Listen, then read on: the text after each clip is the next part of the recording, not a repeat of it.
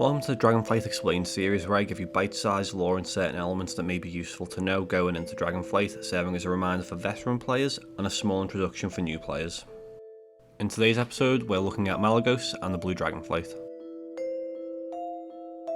I believe that you'll find my gift to you is not just a profound duty, which it is, but also a delight, which it is. Magic must be regulated, managed, and controlled, but it must also be appreciated and valued, not hoarded. Such is the contradiction you must deal with. May you be dutiful and joyous both, are the words that Norganon spoke as he blessed the proto-dragon Malygos, raising him above and transforming him into an aspect. Dragonkin possessing the ability to breathe frost or arcane magic.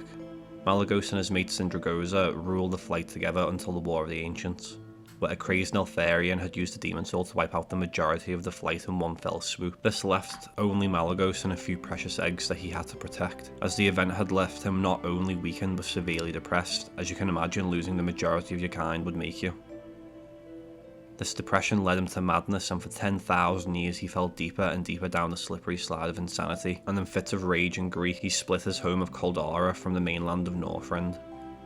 Some say his last sane act was to place many of the surviving Dragonkin in the caverns of Mazthril to hold eternal vigil over the sacred site of Mount Hyjal, as after this he isolated himself in his lair and refused all visitors.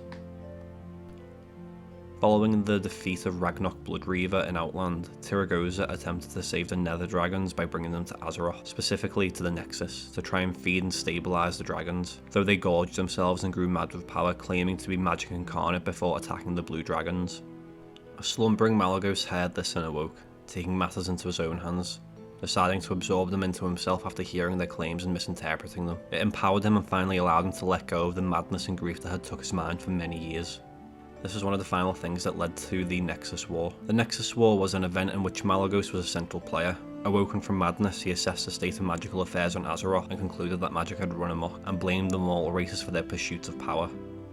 He decreed that the unbridled magic had to be reined in, so through the use of several magical artifacts he began sapping the magical energy from the ley lines and forcing them to be diverted to the Nexus, to then be blasted into the twisting nether. This, of course, had disastrous consequences, splintering the world's crust and opening up unstable rifts. And this is what sparked the Kirin Tor to fight Malygos and move Dalaran into Northrend, with matters getting so bad that even the Red Dragonflight vowed to neutralise Malygos at any cost. The Wyrmrest Accord was created, containing members of each respective Dragonflight, and finally, once a key to the Eye of Eternity was found, the Spellweaver was finally confronted and slain, leaving the Blue Dragonflight without an aspect. Having to face a problem no dragons have had before, they delved into research and found that one dragon could be empowered during the Embrace, which is a rare celestial event in which Azeroth's two moons are in conjunction, which only happens every 430 years. Out of the two candidates, Malygos and Aragos, who was Malygos' son, he secretly allied with Deathwing,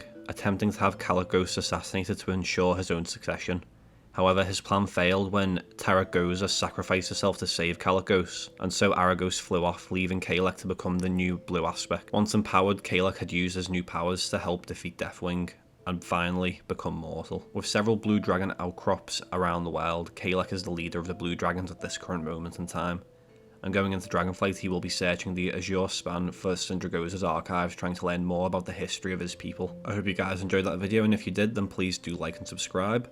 There's more coming in the future, so for now, thanks for watching, and see you next time.